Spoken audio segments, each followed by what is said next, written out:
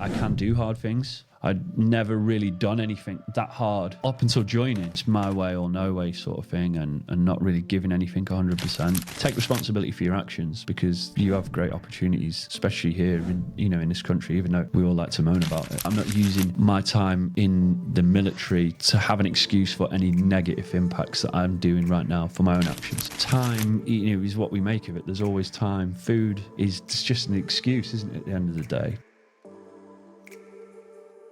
Before fitness, before discipline became your brand, who was Sean? I read that question at the start. I was like, that is a good one. Early days, very lost individual. Not really sure who and what I was going to be. Very rebellious, I would say.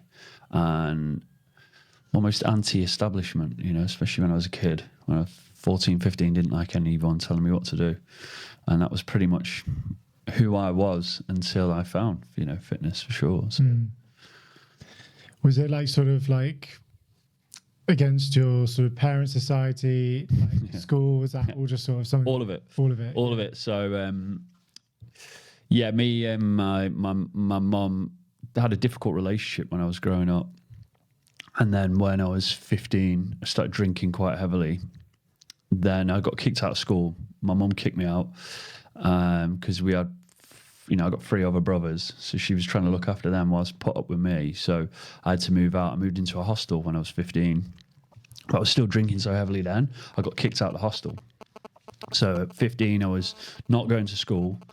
Had a work placement at some exhaust manufacturer, which I ended up getting sacked from that.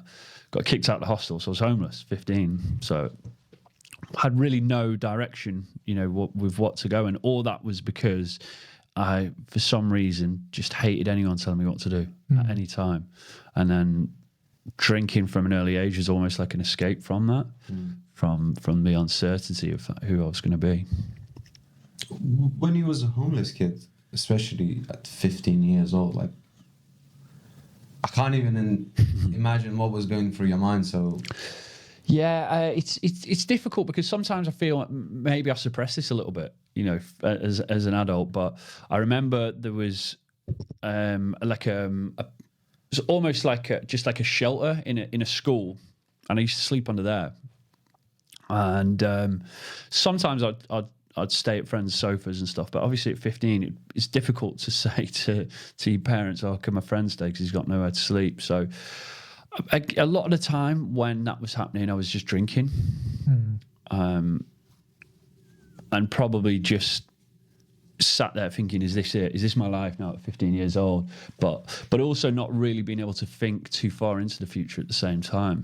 I didn't really know what to expect. I was only a young lad, but it was definitely a very emotional time for sure. Were you victimizing the situation, or you were more going forward to that? When I was younger, when it was I think so. I was passing the blame a lot. It was my mum's fault, it was the school's fault, it was this, it was that. I think it's because I didn't really know how to process it, for sure. And I was getting in a lot of trouble as well, trouble with the police, always trouble on nights. And again, that just seemed like the thing to do. Not what was wrong or right, or whose fault it was, or how I could make a change. I didn't really understand how I could make a change back then. But that lasted for about 6 months, and then I was quite lucky. My granddad, on my 16th birthday, was like, "Okay, we can't have this at the end of the day." And they were living in Wolverhampton, and he come pick me up from the underpass, the shelter, sorry, and with my stuff in a bag. And that was it. Then he took me up to Wolverhampton then at 16. And that for me was a huge change, because that was an opportunity to break free for the cycle that I was stuck in. In Macclesfield at that time, I had no prospects. I had no opportunities. Social services and things like that were very few and far between. Yeah. And even that, I still didn't want anyone telling me what to do. So even with the services that were provided for me, I wouldn't have used them, because I would have just been like, "Fuck off," it's not. Yeah. But then my granddad was someone that I really looked up to and respected. My dad, me and my dad are close now, and so are me and my mum.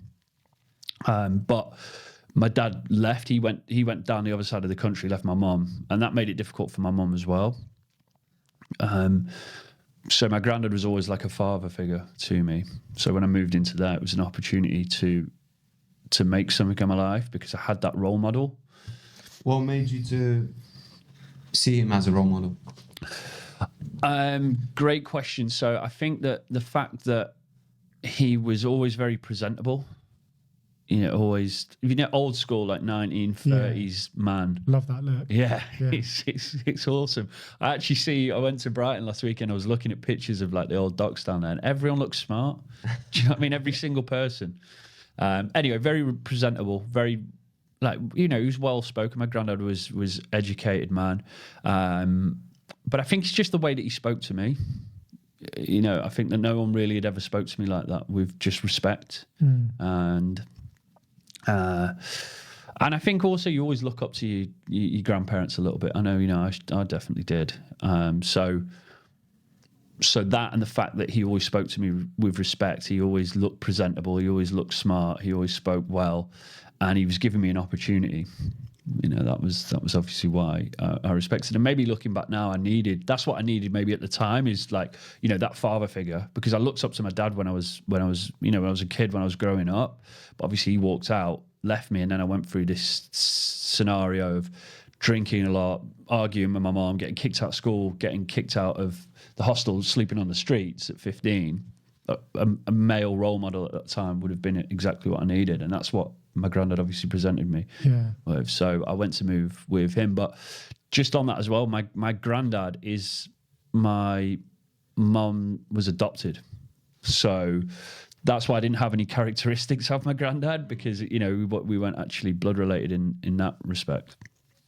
So I moved to Wolverhampton. I had this like 2-year period of really still not knowing what I'm going to do in my life. Like, my granddad was not putting pressure on me, but he was, saying, look, you need to go to school. So I went back to night school. I did my maths in English GCSE, and I tried a few things like a electrician's course, and that didn't really fit. And I was working just any job, like McDonald's. Then it was like a window fabricator. And anyway, I started Thai boxing. So I started in Wolverhampton.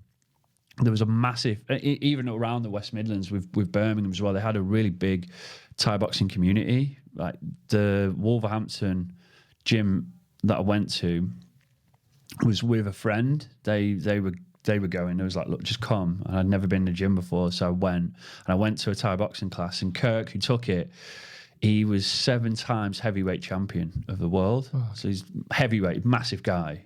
But all of a sudden, like, I see this huge, powerful man doing these kicks, and I was like, this is, again, it was like looking for that role model, I think, and I just absolutely loved it. I started going loads and really going to all the classes, and really found a passion for it. I'd just go on my own and just kick the bag 100 times. I was never. Hey guys, thank you so much for making it this far into the podcast. If you have any feedback, then please let us know, as we always want to make this podcast better. So hearing from you is always a pleasure. Please subscribe to all of our platforms, get involved at Triangle Theory. If you've got any comments, or if you want to share any topics that you think that me and Conrad would like to talk about, then please get involved. We'd love to hear from you. Thank you so much. That skilled at it, but it was that at that moment I was like, okay, this is it. This gave me a purpose almost. And then I went back and I was like, okay, Grandad, I want to do my fitness qualifications. And that's what I did at 18. So I did my level 2, my level 3 nutrition's course. And then I don't know how it happened, but I wanted to then join the military. I was like, for some reason, I think the discipline of contact sport, like we were speaking about before, like you guys with jiu-jitsu, I think it's just the discipline of it, which is why a lot of people get drawn into that, It gives, as you mentioned, it just gives you purpose. Yeah. With martial arts, there is no end. Mm-hmm. You can always learn a new thing, and you can always get better. And I feel like it has such a similar way of working, like the life works. The life never really ends only until you die, but there's still something to learn every single day. So I feel that's why it's so addictive at times. I agree. Yeah. So I think also it's like there's this level of self-awareness from the discipline that comes from practicing a martial art. Yeah. And I think that you have like a different perspective just on life in general from it. I mean, that was my takeaway from it, but like it did, the discipline immediately grips you. Of course. And even just the role models, like in martial arts, there's that instant respect, not only because you probably know that they could fuck you up, but I think it's because you just want to give them your full attention. Absolutely. Yeah, I can relate to that, and I think that's one thing that fitness could give me a bit of control, and that's probably a reason why I respected these people there as well, because I knew that I couldn't get away with being a gobshite that I was. You know, I knew that at the end of the day, if they wanted to, just roundhouse me in the head, and that would be it. And I was a skinny, even though I had a big ego, thinking I was Mr. Big Man. That culture shock was definitely, you know, I felt that when I moved to Wolverhampton, because Wolverhampton's a big city. You know, Macclesfield's tiny, and then going to these classes as well, seeing these guys just kick shit out of each other. But then the military was something that I wanted to do. Like my dad was in it when I was younger, like really young. So I was actually born in Colchester. And I just remember putting on all the gear. But obviously I had this period in my life where I was completely rebellious. And then I found control. I found my passion through fitness. So I went to apply for then the military at 18, but I couldn't get in because I had previous convictions from when I was younger. So then I'd done my qualifications. I thought, okay, well, I'm going to go into personal training. And that's what I did. I spent 2 years there. And that, again, combined with the Thai boxing and just, you know, using the gym, gave me purpose. It helped me build discipline. It helped me have some control. And also seeing a body change as well as like a young lad was like super powerful as well. It was really empowering because I was seeing the connection between the work that I was actually doing and a result. And I'd never seen that before, because for school, I did nothing. You know, even though I retook my qualifications, I didn't really do that for myself. You know, I did that just sort of to please my granddad at the end of the day, because to this day, I've still not used them. You know, Yeah. But with fitness, I could see and feel a direct impact of the work that I was putting in. But anyway, I did that for 2 years, and then I could have joined when I was 19, but I'd give it another year because I was really enjoying that role. And then at 20, I joined the military. And I was sort of split between the paras and the RAF regiment, which I'd never heard of, but a friend's brother was in there and he sat me down, he taught me through it. I was like, okay, the RAF regiment is like the infantry for the RAF, basically. So they protect all RAF assets. So I thought, okay, let's give that a go. So I went, I got in at 20, and then that started my journey in the military then, which, if hearing this very short version of my story almost seems bizarre that that's what I would end up choosing, because from a young age, you know, from 3 or 4, I hated anyone telling me what to do, and the military is literally do as you're told, you know. But that for me was, looking back now, it was the best thing that I could have done, and I would still do that again if I could live again today. I was here, you know, you said that you'd done what's it called? Conscription, is it? Where you have to go to the military. Yeah, like the mandatory. Yeah, mandatory. Yeah, like I think, to be honest, I think that's a great idea, because whether you believe in the wars and, you know, you're patriotic at all, because I'm not particularly, I come from quite a left family as well. You know, they were all, especially on my mum's side, very against me going in the military. But for me, that wasn't the reason why I was doing it. It was for self-development. And that is what you get, a great deal of self-development. Yeah, I totally agree. It's like, because when my grandfather was in I wanted to go, but my dad was like, no, kind of thing. But I was like, just for the discipline of like making your bed, I think it'd be so positive for like, especially young men to do, like not to go fight a war, like you say, like, you know, fuck all that. But I think having that immediate sort of respect for your peers, respect for yourself, respect for your environment. Absolutely. I really needed that at that time. Yeah. I was such a mess. Of course. And when I went in there, I just got out like a different person. Absolutely. I was still like obviously having my own flaws, but it just, I definitely feel like there are some certain experiences in a life that kind of changes the trajectory of where you're heading. 100%. And military was definitely one of them. Yeah, especially for a young lad at 18. Like, who knows what you're gonna like? When I was 18, did I think I'd be where I am now? No chance. Yeah. You know, it wasn't even an idea. But I think going through that, especially that basic training process, like that 9 months of just things like making your bed, something so simple, but has just such an impact on the rest of your day. Even now, like I couldn't get up and not make my bed. It would just seem bizarre to me, you know. And I'd almost feel like I failed starting the day. But for a lot of people, that's how they do. They just get up, leave the bed as it is, and just get about the day. And I think that basic training in the military, I absolutely loved it. Like that was for me the best time. So sorry if I go in. I just wanted to ask, what were the things that you learned about yourself in the military?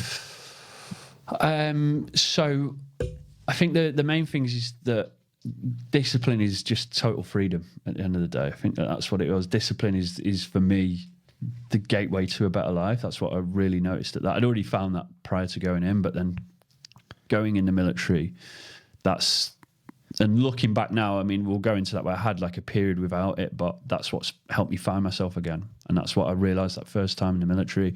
I think secondly, that I can do hard things. I'd never really done anything that hard up until joining. You know, I'd always been very, it's my way or no way sort of thing, and not really giving anything 100%. The military, especially in basic training, as you know, it's like, it is hard work, lack of sleep, doing as you're told, you know, a lot of fizz. And at the end of that, I had this, especially when I left the military, actually, I had this mindset of I can do anything that I really put my mind to, I can achieve. So I think that they were definitely the two main things. And also that just the value of fitness, I think is something that maybe I didn't realize at the time, but coming through this journey, I've been able to do a lot of self-reflection, you know, and being able to reflect on what I took out of the military. I think fitness is something that, the reason why I ended up going down this spiral is because that's something that I lost throughout my career, especially in music. So, yeah. When you sort of like having that, not being like, not enjoying someone telling you what to do, and then going into the military, how did you sort of suppress that part of yourself? It was just the respect. Yeah. I had just the ultimate respect for these men, you know, these guys who've been to war zones, you know, been through this, and I just never questioned it once. You can't really not listen to them. No way. There's no like other ways. No, it's, you know, it's yeah. Again, I think it was at this point, I'd obviously come a little bit away from that individual because I had spent time, obviously, my granddad, and I was doing Thai boxing, and I'd met some good people, especially in the fitness industry when I was working as a PT. But I think that's what it was. It was just having respect for that individual and knowing that they've done, you know, hard things to tell me that. So I had that respect for them, and a little bit of fear. Just that little bit of fear, knowing that this guy is hard. Yeah, you couldn't get away with it. No chance. Yeah. No chance. You know, I remember one time when we had a night out, because in the background I still always had a problem with drinking. This is the problem. I was always a bad drunk from a very early age. And when we went through basic training, you get a period where you get, I think it's like 8 weeks in or something, 12 weeks in, you get 1 weekend off, you get a weekend out. And we all went out on the piss, and I got absolutely wrecked. Ended up just being a general gobshite. And then the next day I had to do change parade, and it was like peak summer. So that's when we started, and it was on the hour, every hour for 24 hours. I had to come in a brand new bit of uniform, so like my fatigues or my number ones, and just like iron them. It had to be completely, you know, look the most presentable. I had to go and stand there like that in the baking heat. Oh the officer would come, inspect it, and then I'd have to come back in another hour. But just things like that, you know, you couldn't get away with. Like at school, I'd just be like, fuck off. Yeah. Maui, do that. And then you just get an absolute beasting. And a lot of these guys are scary as well, especially when you just first started joining the military. You know that they've probably done 5 tours of, you know, a war zone like that. That takes a certain type of individual. Do you know what I mean? Definitely. To go through that, to even spend 10, 15, 20 years in the military is, you know, mentally, it takes a certain person. Yeah. So, and I respected that. So, coming sort of your time in the military, what was sort of one thing that you took from that entire experience that you think would benefit all men? Good God, I was thinking about this one. I think there's two really. I think the tour of Afghanistan really made me realize how much opportunity we have in this country to do whatever you feel is possible. And I think that one thing a lot of blokes, especially that I speak to now, is just don't play the victim. Do you know what I mean? Like, so many people want to play the victim now because it's easy. I've got ADHD. It was my childhood. I'm too busy. You know what I mean? This, that, and the other. Yeah. You go to a place like Afghanistan, kids don't even have shoes on their feet. You know, they don't have a passport. They don't have anything. And they're making it work, you know? They're not complaining about what time they have to get up or, you know, what someone said to them on the bus in the morning or whatever it is. You know, they just get on with the day. And that would probably be one of the main things, is just to take responsibility for your actions, because you have great opportunities, especially here in, you know, in this country, even though we all like to moan about it. It's it is a big one. And I think the second one is, man, you got to be fit, you know, have some self-respect at the end of the day. I think it's so easy to, again, get out of shape nowadays, but being at your peak fitness is a really powerful thing. And I think a lot of people would do a lot better in their lives if they focused on their health and fitness first. You know, things would seem a little easier. Yeah. It's interesting. So I was listening to this thing the other day, and it was a guy in the military was on a podcast or whatever, and he was like, fair enough being limited, but the one thing I wouldn't want to be limited by is my own physical body. Yeah. And I think that goes such a long way. 100%. You know, it's just, look at the statistics now. It's getting worse and worse and worse. And if people just, again, the victim role, blaming, I'm too busy. You know, you're not, at the end of the day, I haven't got the money. Well, you have, because time, you know, is what we make of it. There's always time. Food is just an excuse, isn't it, at the end of the day? But again, playing that victim role as well, you know, I don't have the money or I don't have the time to be of a decent level of health and fitness. But then that has a negative effect on your mood, on how reactive you are, on your relationships, on your output in life. And I'm not saying everyone has to have a six-pack, but I think a lot of blokes nowadays, especially the ones that I speak to, would massively improve their lives and everyone around them if they just took a little bit of time to focus on you know, the way they looked and felt at the end of the day. Your body's your temple. It is, you know. There was a great thing that I read on Instagram the other day, and it was, I can't remember the exact wording from it, but it's basically your body is a reflection of everything you do, you know, from your skin to obviously body fat to energy levels to, you know, all these different things. And this is why I've always loved going through that process of body transformation. Not that I've ever got back out of shape again, but really digging in deep, because one thing I notice is when I am dialed in on my health and fitness, on my nutrition, even more than I am now, everything improves. Mental clarity, skin, sleep, energy levels, not just the way they look. You know, it's easy to look at that on a surface level and think, no, it's just ego. You know, you just got a six-pack. It's like, well, no. It's like everything else that it has to do with getting to that point, if that makes sense. Yeah, absolutely. What was your thought process when you realised that you're going to Afghanistan? Oh, it was weird. It was really weird. I was thinking about this the other day. It was surreal at the end of the day. Like, I remember me and my mum, we weren't as close as we were back then, but me and her, we just broke down in the middle of Macclesfield town, like the week before I went, like with no conversation, like we were just crying our eyes out.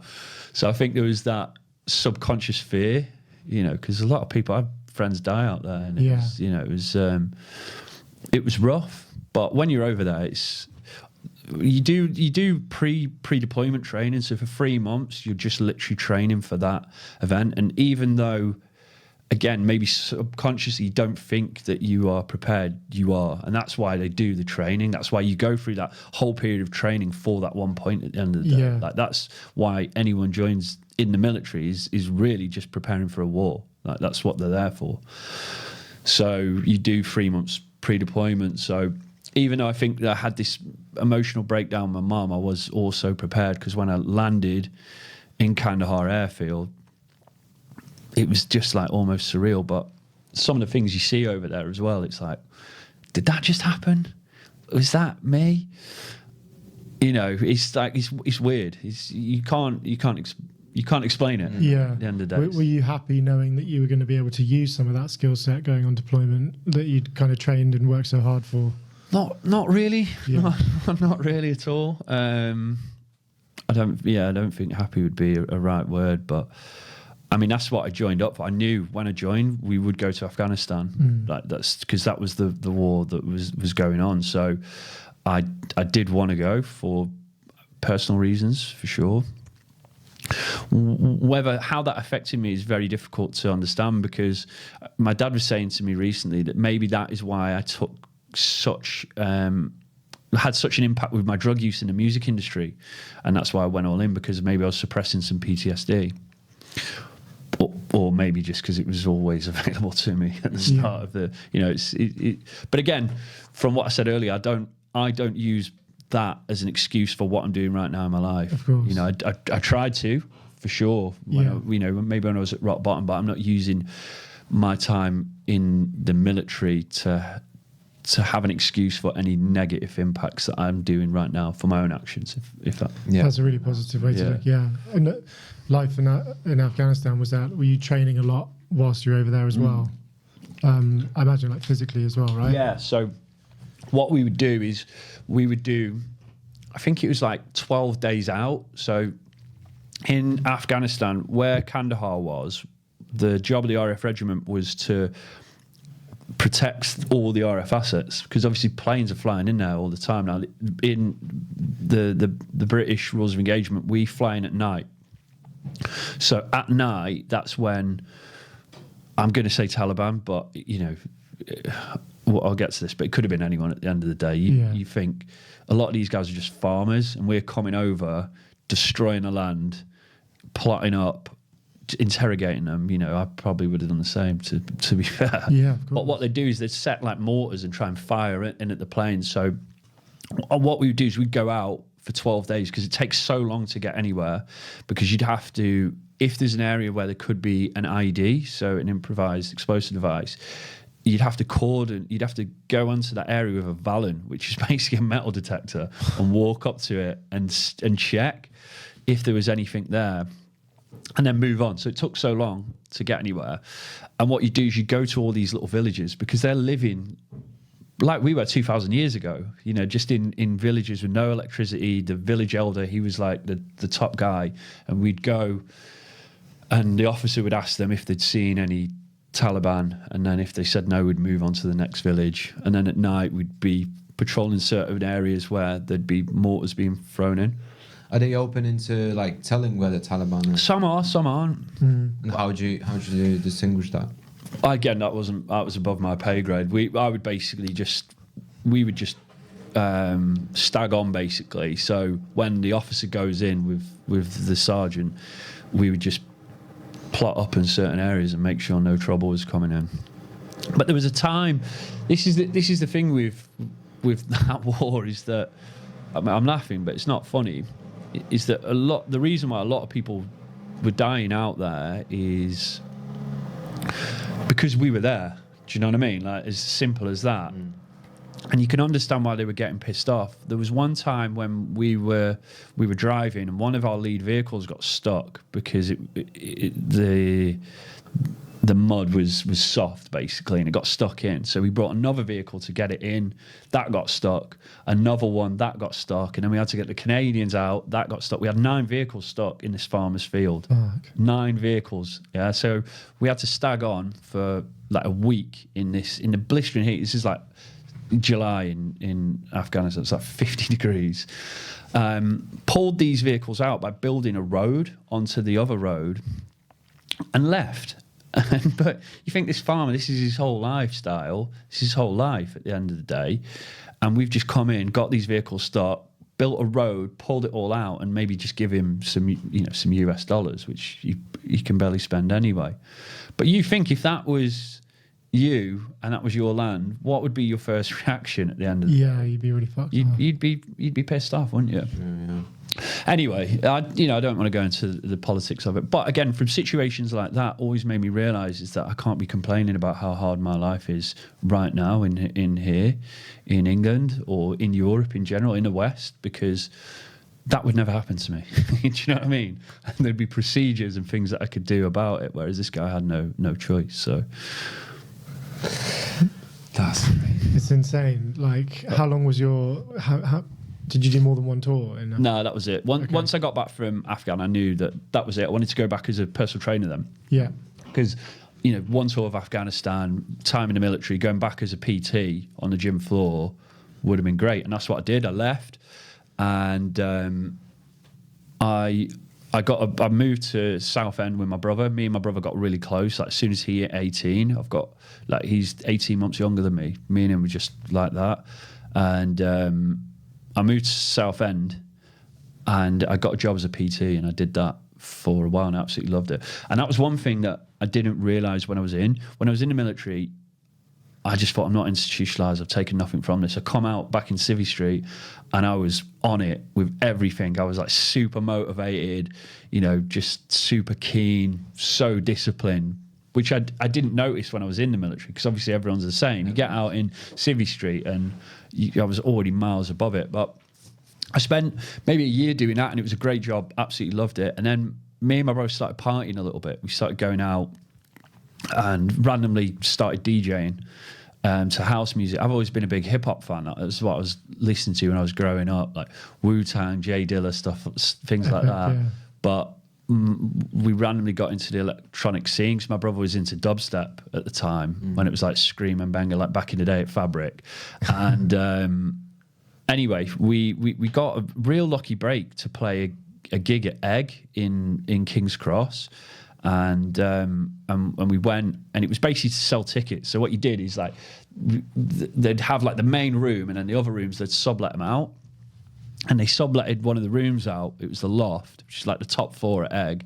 And you'd sell a ticket for 15 quid and keep 5. But obviously the promoter just wanted you there to bring the numbers in, because then he looks good for the promoter. But we didn't know it at the time.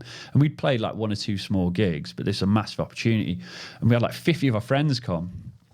And the promoter couldn't believe it. He's like, we sold all the tickets, we smashed it, and it went really well. And we got asked to come back on New Year's Eve for the same promoter at Egg. Hey guys, your feedback is very important. And no, this is not an advertisement. Actually, what I'm asking from you is to leave a comment below what you liked and, most importantly, what you disliked about this episode, because we can improve on the next episodes and we can make a better content for you to listen. Give us also a topics you'd like to us talking about, and we can prepare, do your research and talk about it on the next episodes. Thank you. And the same thing happened, but this time 2 people didn't turn up after us. So we played a 3-hour set. And because mine and Liam's music background is a little bit more, it's a little niche, not many kids at 14 listen to Wu-Tang, but that's because my dad was into. So we had like a unique sound. And one of the main promoters at Egg, Hans, watched us play. And he was like, guys, I love that. Liam started talking to my brother. And that was it. We were like, this is what we want to do. Left my career in, as a PT, and then moved to London. Because Hans, he was the main promoter there, he's like, look, if you want to make this work, you got to live in London. So we moved, and we had some mad leaving party, and then moved to, my brother sorted the place out, and we moved to Brick Lane, just off Brick Lane it was. Epic. But it was a house sharing a room, and there was like 8 other people in the house. Wow. So we just moved from like a 2-bed apartment in Southend to like sharing a room. And I was like, 24, 25. But at that time I couldn't care less. I was like, I didn't give a shit. We're in London. We're making this happen. And that was it then. That started like this fucking career in music. And we ended up getting a residency at Egg. So we're like the second most listed DJs to ever play that club. But back in the day, Egg was going off. Like, they had some really good lineups. Keener Music were playing there. You know, it was massive. They had like DJ Mag, Youssef a Circus, and because me and Liam were the residents, we were there. Started every Friday, then it was every Friday and Saturday, and we were just known for being at the club, and it was going really well. But in the background, I'd gone from military to PT to now doing fuck all gym, maybe like 20 minutes on the bike, once a week, and getting on it, drinking a lot of cocaine. Especially, I'd started doing cocaine when I was in Southend quite a bit, but moving to London, especially in the nightlife, especially as a DJ at Egg in the green room there, it was like, it used to be packed, and everyone was on it. And I spent 4 years just partying, pretty much 3-4 times a week, and then it started to have an impact on everything else. And then we got an opportunity to move to Berlin, which was incredible, because at that time, me and my brother then had gone from, we'd really started to evolve our sound. We were playing a lot of records. We'd been to Berlin a couple of times. It was like a super special place. And we played there once and then got asked to go onto the Watergate agency, which is now closed down. But for us, that was huge, because it was such a... It's quite hard to understand, because we weren't ever massive, but we had gone from nothing to being...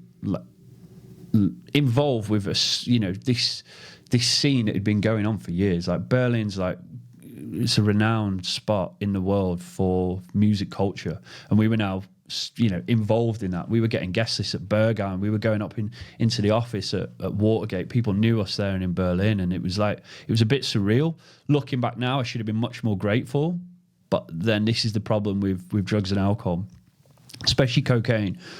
Ego just was flying, you know, just all these opportunities that I had wasted, and we started to then go on this downward spiral. A lot of people started to fall out with us, got kicked off the Watergate agency, and after that first glory year in Berlin, things started to go downhill. And again, at this point now, I'd probably done no exercise for years, and I'd probably drunk every single weekend and got on it for 5 years at this point. So why did you think people, like you mentioned that the drug and alcohol problem was that people started to fall off? Yeah, so we started to fall out with people. Yeah, and that was just because, again, I wasn't a good drinker. And again, you think we've been given this opportunity, and we're just going there getting wrecked all the time, not really concerned about what anyone's saying. And even though I didn't think it, people were obviously looking in at that, thinking, all right, these guys are taking the piss a bit. You know, they're not who we thought we were going to be. But going back to what I said as well, I was that guy. Nothing was my fault. Not taking any responsibility. Anything happened, it was never my fault. We got kicked off the Watergate agency, not my fault. We got kicked off another agency, not my fault. You know, promoter didn't book us, not my fault. Why are we not getting this? You know, always passing the blame. And at this point as well, when it started getting bad, then started trying to blame other things. You know, maybe it was my time in Afghanistan. Maybe it was my upbringing. Have I got ADHD? You know, all the classic things. And, I tried. As it got worse and worse, people started to suggest, you know, things like AA, Alcoholics Anonymous, and CA, Cocaine Anonymous. And I ended up getting a lot of therapy through the RAF Benevolent Fund, which is like a charity for RAF veterans. And they give me a lot of therapy. But again, none of it was working because I wasn't taking responsibility for my actions. And that's pretty much how it happened until COVID, when everything stopped. And I was like, whoa, that was the first time in years that I'd just been able to take a step back and think, I'm not in a good place here. I was basically sleeping in my studio in Berlin because I kept getting kicked out of all these places in Berlin. It's really difficult to get a permanent place in Berlin, especially as you know, as a foreigner who isn't really registered, who doesn't really, you know, have anything to show for how long I've been there for. So everything stopped, and I had to take a step back and think, wow, like I've got nothing here. I'm like in a really bad way with drugs and alcohol. Career isn't really going anywhere. Me and my brother were falling out, and because that broke the cycle, it gave me an opportunity to start doing the work that was necessary. Like at this point now, I couldn't blame anyone else for myself because there was no gigs, there was no parties, and I started the process of what I now call the foundations. But what we first started doing was fasting. I knew a guy and he introduced me to intermittent fasting, and I'd never heard about it. You know, when I was PTing, fasting was not a thing, but he was in great shape. He was a bit older than me and he looked super healthy. I was like, okay, let me give this a go because it was free. And then with my ex-partner at the time, I started running with her. She was like, give it a go. I don't know. I always say this, but I don't know how relevant it is because I don't know if anyone watches the Peep Show, right? But there's a scene in that, Peep Show. yeah, and it's Mark, and he goes for a run with this girl, Suze. Is it Suze? Anyway, and he's like, yeah, I'm really good at this. I absolutely love it. And then 3 minutes down the road, he's like, oh no, I'm absolutely fucked, and he's like coughing up. And that's what I always envisioned that first run was. I was like, no way, this is not for me. I've not done any exercise in years. I was like smoking and doing gear, you know, virtually every day, apart from when I was recovering. Anyway, so we had this period. I had to get a job, and it was at Amazon, because that was the only non-English speaking job that we could get. And I don't come from money. Like my mum and dad don't have a lot, so it wasn't like I could just go and live with them. And obviously my mum, she didn't want me moving back there anyway. She probably got PTSD herself from me as a kid. So we stayed in Berlin. Everyone left, and I got a job at Amazon, but it was 11 at night till 7 in the morning. So then that stopped me getting on it all the time as well.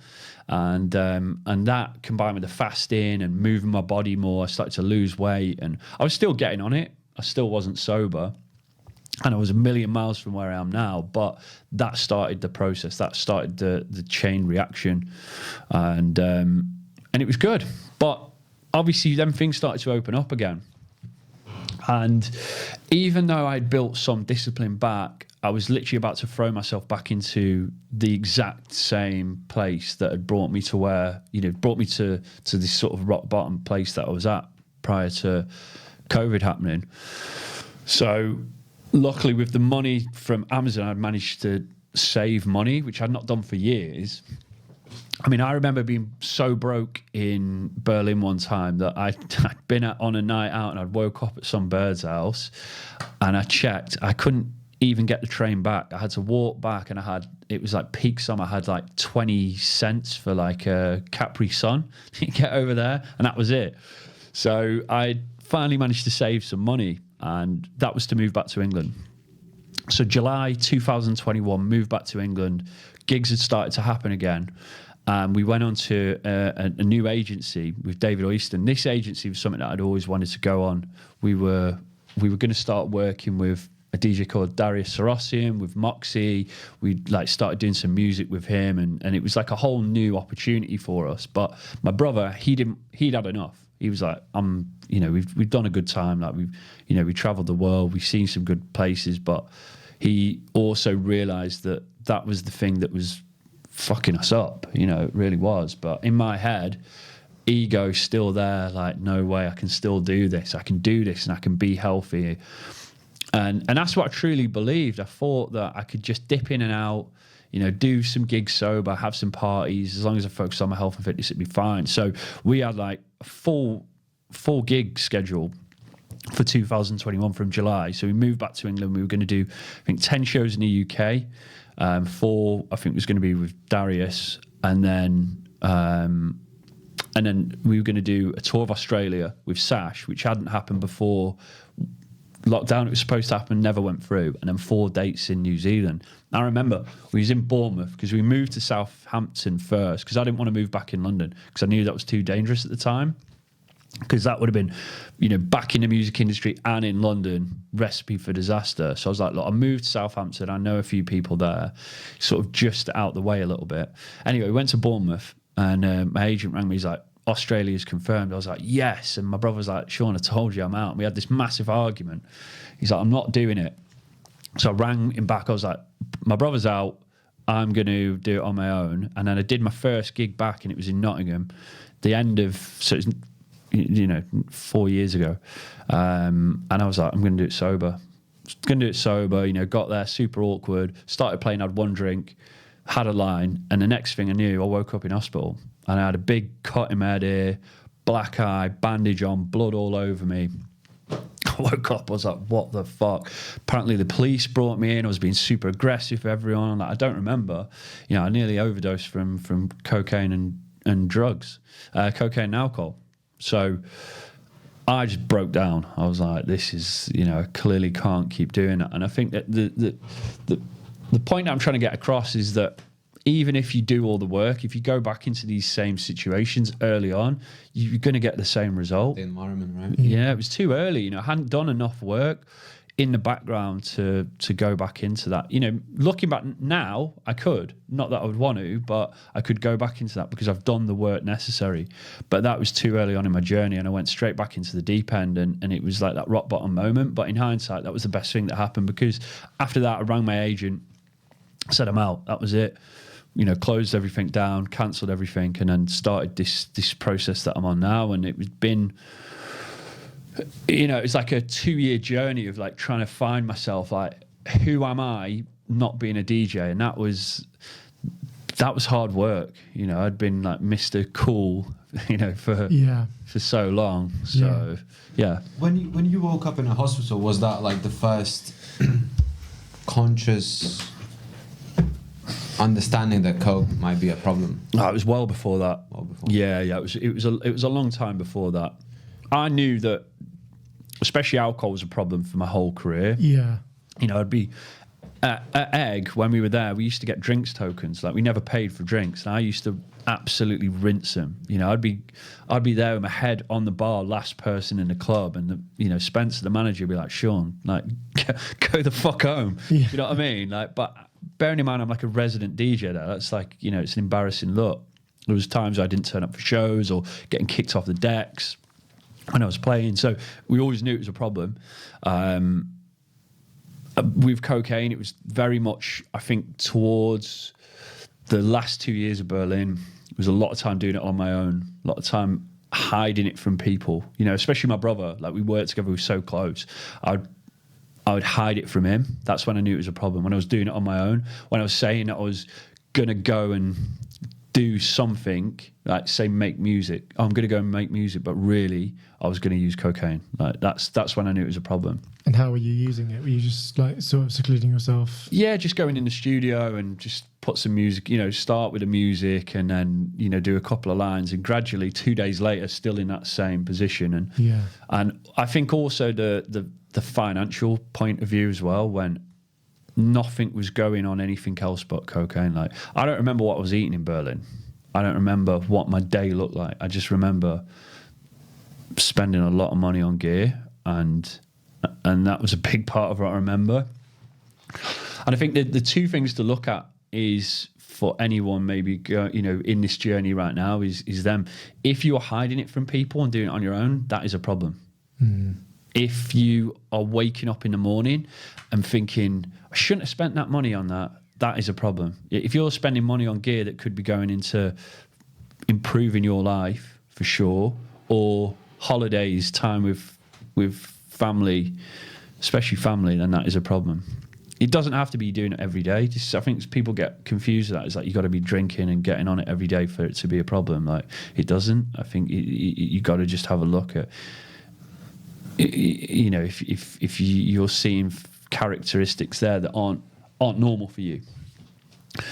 But yeah, that was the main ones. I knew it was a problem, but I just couldn't escape it because of the cycle that I was in, and the environment as well was a big one for me.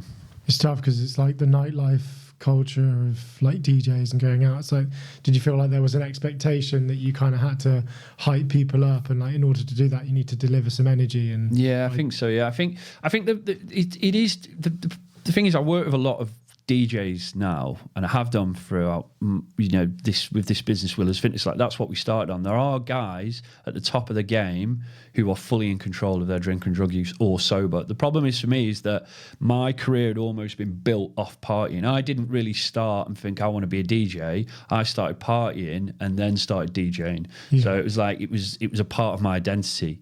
And me and my brother were known for partying when we played. But also because I'd been doing it for so long, it has such a massive impact on my confidence. I was out of shape. I was having a lot of bad health problems, like acid reflux, anxiety, depression, not sleeping. So I felt that I needed cocaine to be who I was because it'd been so long doing the same thing. Sorry, when you mentioned that, a lot of like artists that are in control of their problem, what do you mean by that? So not problem, but not everyone who does drugs and alcohol has a problem with it. Some people can do it every now and again and have a good time, and then that's it. And there are artists now. I mean, if you look at the top DJs, especially in the electronic industry, there's definitely a big shift from where it was 2012, where getting wrecked was like it was like a fun thing everyone did. Whereas now, you look at all the top guys, they're not getting wrecked at shows. They're in and out. I sat down with a DJ called Mark Knight, and I always remember him saying this to me, and I wish he told it me when I was a DJ, is that it's a music business. It's a business, and the people at the top of the game are looking at it like that. Myself, I never once sat down and thought, how can I, work on this business that I've got? I was just like, I'm getting fucked up again tonight.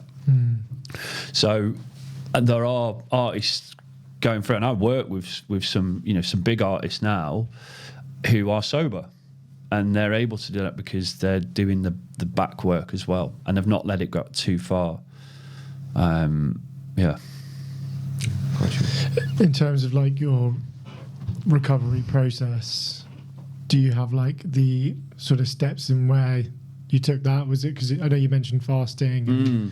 Was there any other sort of recovery tools that you used in order to get obviously COVID as well was a big part that I suppose cut that environment, but was there anything that you changed within your health immediately? Yeah, so I think the process was taking a responsibility for my actions. That's something that I hadn't done for a long time, and that's why I think having that break through COVID allowed me to have a look at myself and take responsibility for my actions, and then not trying to go from 0 to 100. I just focused on building that discipline again, building that daily routine, and that's why I found fasting so powerful, because that gave me the control that I needed every day. It was like I almost went for a mantra of like, I'm in control, and then when I break that fast the next day, it's like, okay, that's a small win.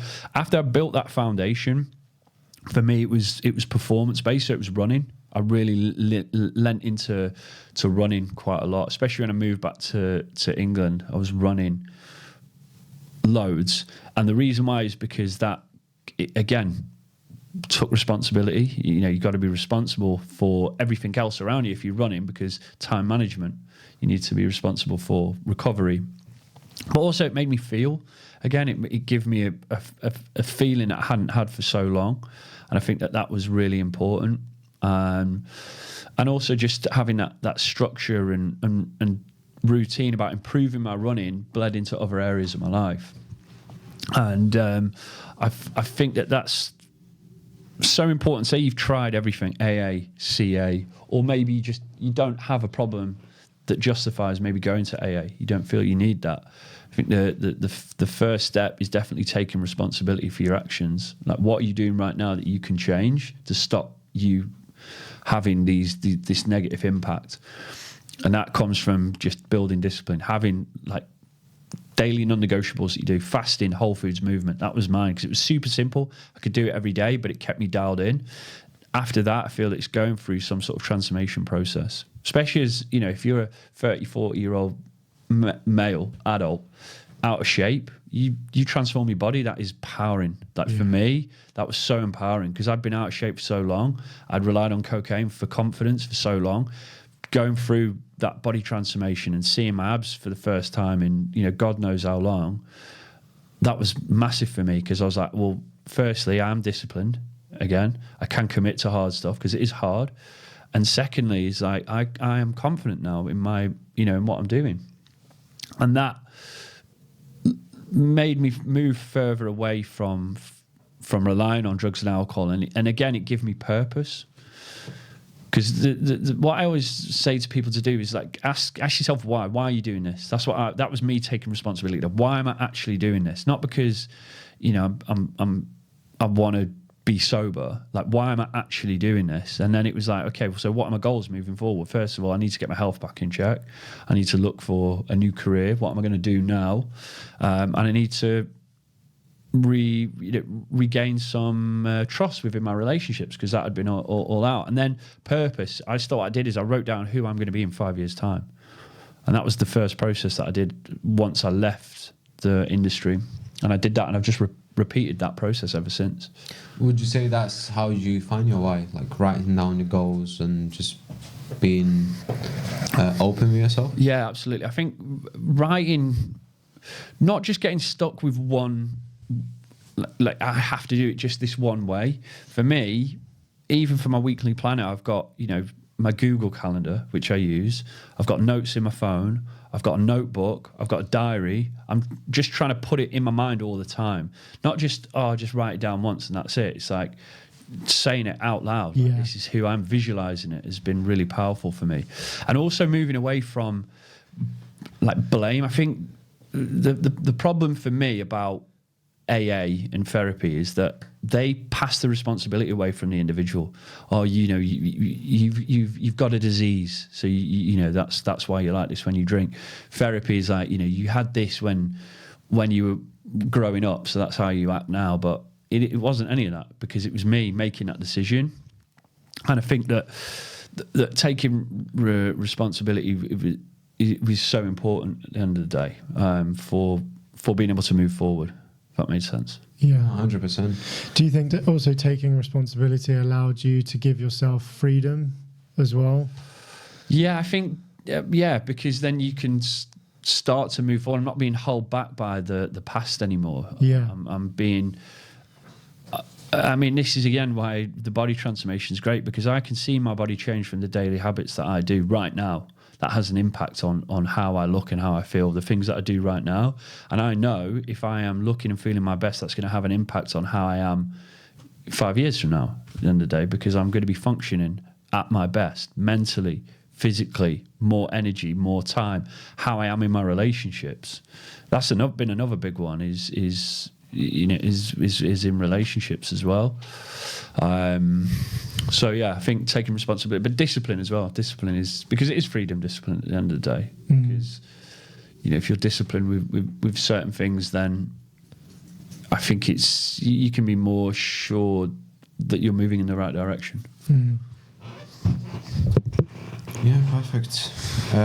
What would you say, just like from these nights of binging when you was doing coke, is there something that you was looking for, like trying to hide the feeling, or like what sort of feelings were you trying to avoid and stuff?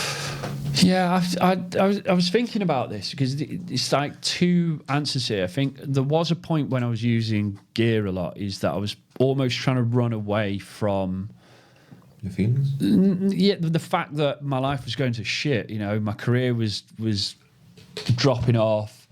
My health was in a bad way. I didn't have any money. I was like a 33-year-old man with nothing really, as a DJ, which doesn't travel far at the end of the day. So I think there was that. But I think the problem is with saying I was doing it to hide my feelings, all takes away from the fact that it was because I started the habit at the end of the day. When I started doing it, it wasn't to hide from my feelings. It was because it was fun.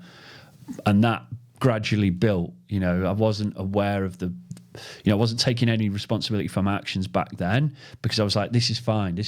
Everyone does it. It's just partying at the weekend. It's like, I'm a DJ, so it's okay to do it. So I think that maybe later on down the line for sure, but I feel that most people who start using drugs and alcohol don't do it because they're trying to hide their feelings. It all starts as just, a fun little habit that gets out of control because they're not taking responsibility for that. So I think that's always just one to be careful with, like on your own journey. It's like, don't focus so much about what you're hiding away from at the end of the day, because if you look back a couple of years ago, that's not why you were using it. Yeah.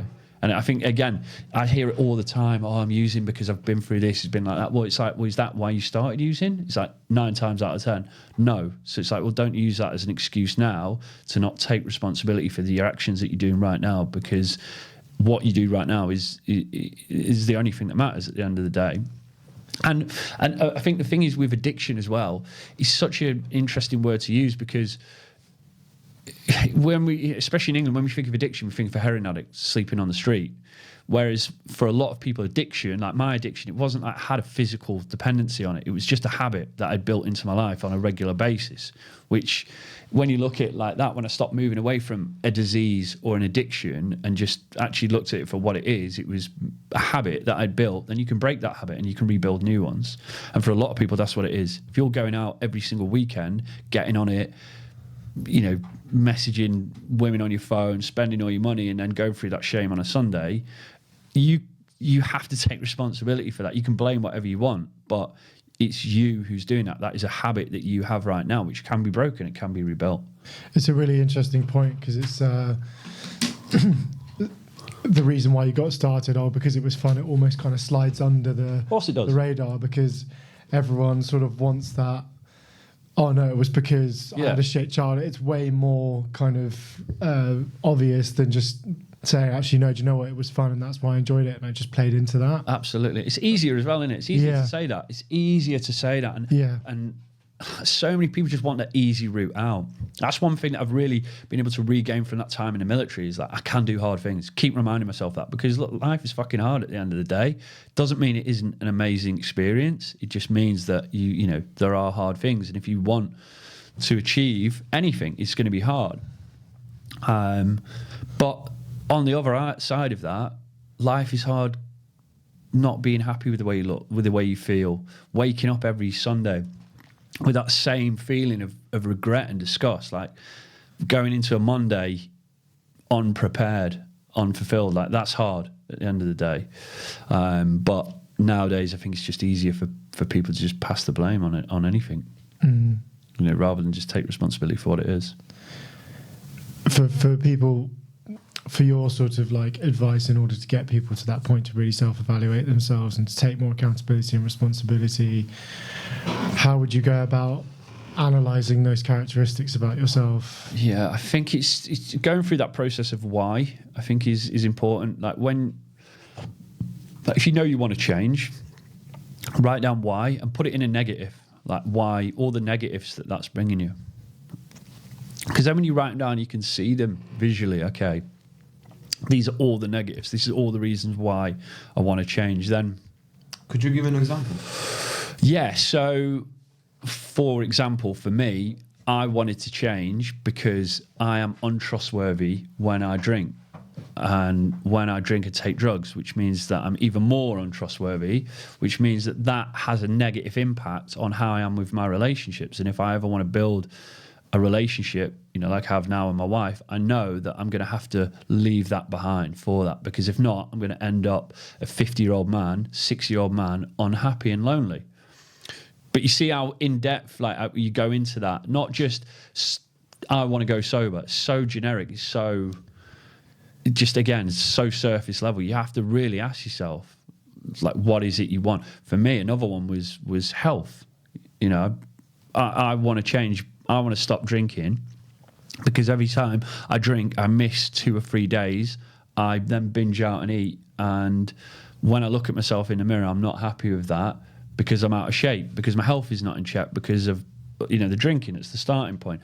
But then that is having a negative impact on my confidence, which means that I'm then not comfortable in certain situations without drinking drugs.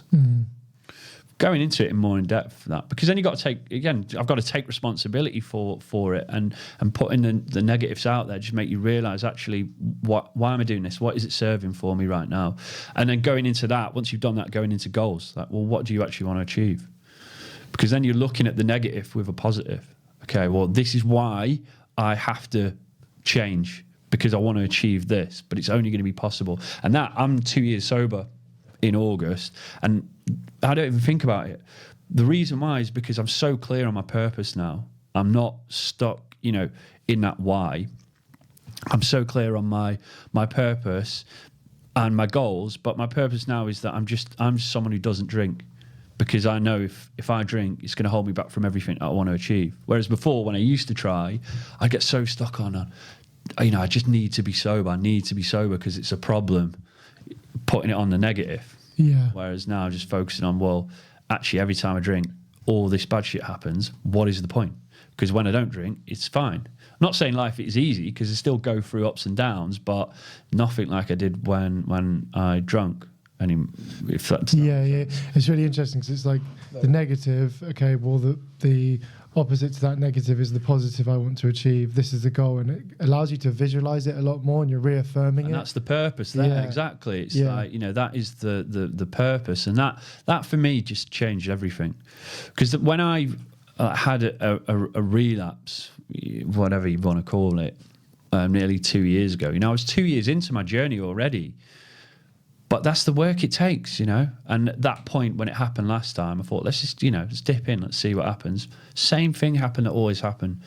I just thought it's not worth it. What was the environment you're in? Were you like in a gig or? I went to the boxing. And I had a couple of drinks, bumped into someone who had some gear, had a line, and that was it. I went fucking mental. But then when I woke up the next day, first thing I did, just took responsibility for it. You know, not blaming anyone. That's on me at the end of the day. All of that was on me. And then just had a bit of self-reflection and thought, you know what? The only time in the 2 years since I woke up in hospital, the only time where I've had that moment of regret, wasted time, wasted energy, has been when I was drinking and taking drugs. And I just thought, what is the point anymore, you know, of even risking it for what at the end of the day? And now the more I go through this journey without drugs and alcohol, the more I can see the absolute negative impact that it had on my life in every single area. There's no positive for me to drink or do drugs anymore. And I think that a lot of people, if they did the same work, they'd probably see the same thing as well and be able to achieve so much more with what they want to do at the end of the day. Because so many people are held back by that. But it takes time to also do. You know, it took me 2 years. Now, people coming into my program now at Willers Fitness, it's not going to take you 2 years necessarily, but don't expect a quick fix. Because you're not going to change anything at the end of the day. In 90 days, you're not going to change a thing. You might change one or two, but long-lasting changes, not going to happen, really. Yeah. Do you think discipline can ever become tyrannical? In what way? As in you become so rigid with yourself that you start to do the things that you liked in the past. All these things coming from like a negative perspective. I think, so that's actually quite a good one. When I first started, I was very much 100% like David Goggins, like it's all or nothing. Yeah. And that's one thing that I've really got good at now is having that time off as well. You know, I'm not disciplined in the sense that I'm up at 5 a.m. every day and I'm jumping into an ice bath, then I'm doing a 3-hour workout, and then I'm disciplined in the fact that I'm in control of my life. Saturday, that's my day off. Spend that on my wife. No one is getting in the way of that, no matter what. That is the time that I have with her. Sunday, a little bit of a day. Do you know what I mean? But Yeah. that's control. And that's the only reason I've been able to get that control is through discipline that I do on certain things on certain days.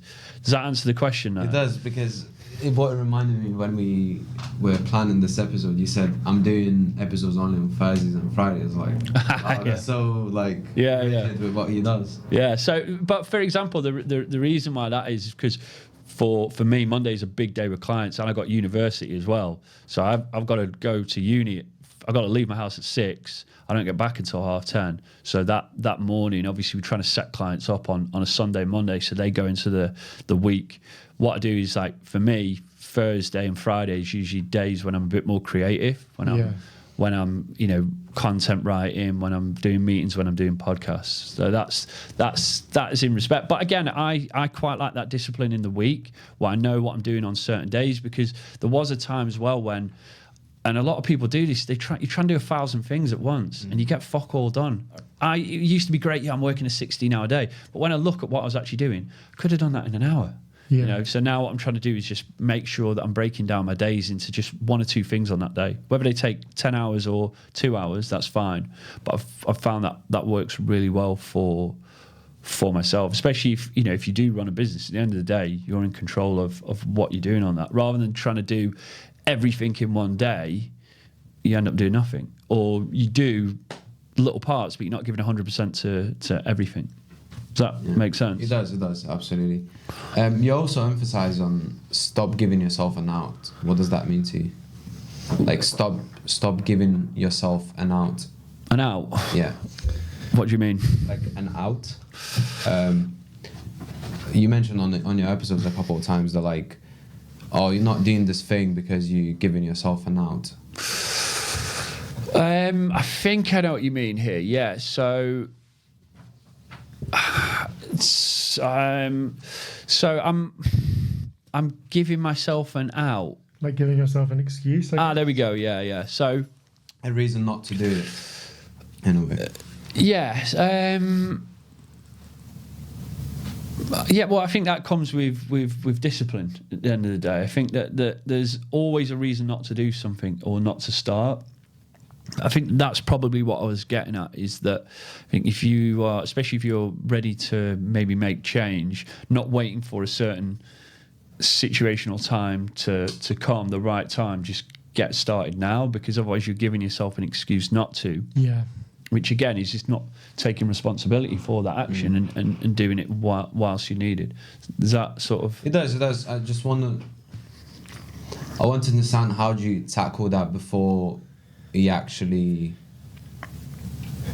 So let's just say you want to go for a run and you always have that conversation in your head, like, yeah, not to go. Like not to go or to go. And how do you tackle that? Okay, I understand. Yeah, so it's discipline. That's what it is. You know, it is that simple. At the end of the day, you just got to just build that character within yourself to be able to do things that you don't want to do.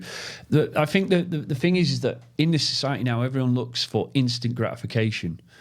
You know, especially with Instagram, I've had to stop myself now in the morning. I don't touch my phone until I've done my stretching, my hydration. Like, that's it. My phone doesn't get picked up, because otherwise, pick up my phone, instant gratification. That's me for the day. Then that's what you got to remind yourself, is that when you're getting up to do something, you said you're going to do it. You're doing it for a reason, but it's not for the impact that it has right now. It's what you're building in the future. That purpose of yourself that you've written down that you want to be in 5 years, and that's what I remind myself. But to do that, again, don't expect to just wake up and be able to do it. You've got to do the small things first. You've got to build that foundation. You've got to build that character in yourself by doing, just for me, fasting's been huge because it's something so easy. I use an app called Fastic. Every day for 4 years, I have pretty much pressed start fast, stop fast. Every day. Simple, easy, doesn't take me 5 seconds. And I don't even need to do it now, but I keep doing it because that is discipline. That is the character of the person that I am right now. But then that's why I'm able to just get up and get out of bed, because I know that's what it takes at the end of the day. And discipline in just little areas of your life bleeds into other areas of your life. Yeah. You know, if you overlook that, you know, okay, well, I won't use Fastic today. Well, maybe I won't get up today and do that, you know. Like this morning, I knew I had to be here. But I won't get up actually today and do my stretching and do my cardio, because I've got this, which is an earlier start what I need to be. But that mindset then maybe later on, well, it's raining today, so maybe I won't go to university tonight because it's, you know, I'll just do it online. Do you see what I mean? But it's on the reverse side of that as well. Yeah. Yeah. You know, I think sometimes you just have to have a hard talk with yourself.